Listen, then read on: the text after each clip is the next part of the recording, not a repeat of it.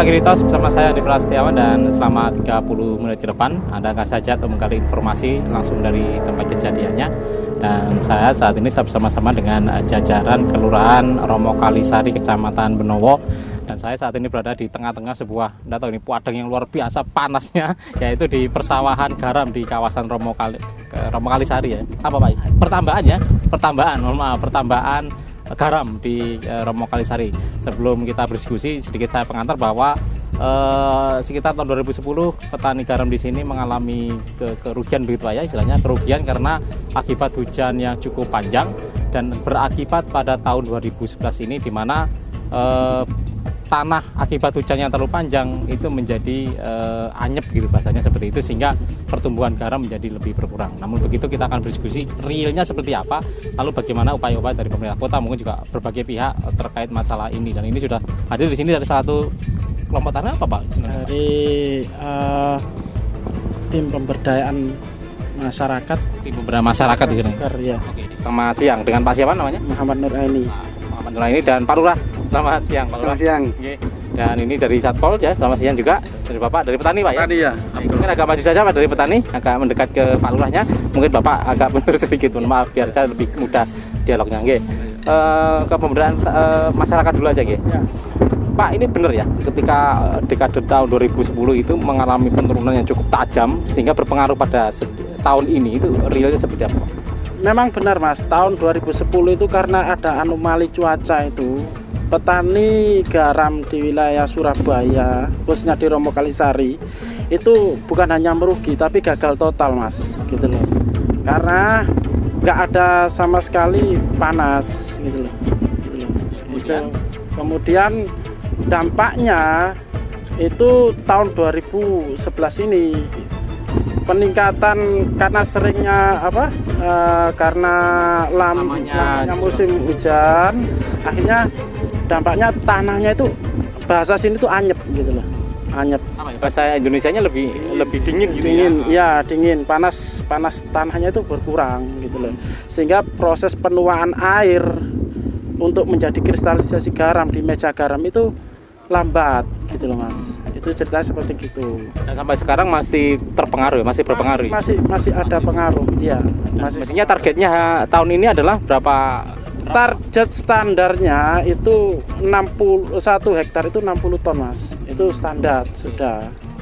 Kalau padahal sekarang dengan sampai hari ini itu petani masih belum nyampe itu. Berapa untuk hari ini saja, bulan-bulan ini aja Pak?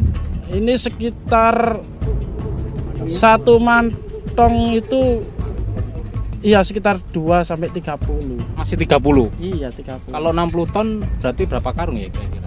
60 ton ya 1.200. Masih ini Pak ya. Masih cukup banyak yang harus Iya, betul. Ini belum target ya. Bahkan masih rugi gitu ya, hitung-hitungan ini. Kalau produksinya kurang Mas, cuma didukung dengan harga sekarang itu. Hitungan itu. Nah, harganya itu sekarang, kalau sekarang hari ini itu per tonnya itu 400 Mas. Ini agak Di atas trek gitu. 400 sudah di atas trek, artinya masih belum meluncur di pasar ya. Belum di pasar, itu masih di atas trek itu. 400 itu ya. 400 per kilonya ya itu. Kilonya. Ya. Jangan sebagai juga pelaku petani ini Pak. Ini nyamatinya gimana sih Pak? Problem ini Pak? Ya memang kondisinya seperti apa yang disampaikan oleh dari Mas Indung ya, selaku koordinator dari Bukar ini. Memang tidak hanya di Romo Kalisari saja, bahkan di daerah Manyar pun teman saya juga saya tanya yang berkurang. Di Manyar mana Pak itu Pak? Manyar Gresik. Nah, itu akibat karena musim hujan yang terlalu panjang ya, sehingga tanahnya juga menyampaikan seperti itu, anyep.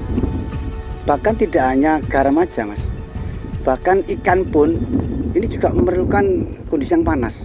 Kalau bandeng panasnya kurang, makanya kurang Suasananya menjadi tidak baik lah. Ya itu, sehingga petani ikan pun baik di Romo Kalisari maupun di Manyar ini juga mengalami penurunan terhadap produksi ikan.